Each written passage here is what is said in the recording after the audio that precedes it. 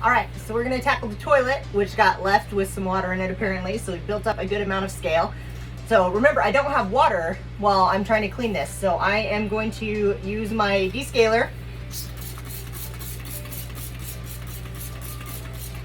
And we're gonna let that soak.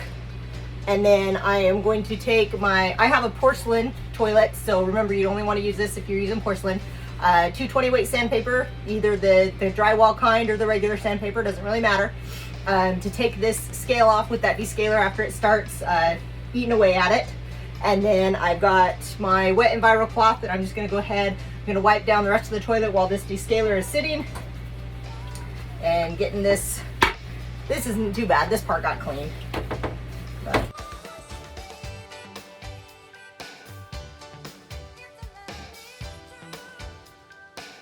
looks lots better now.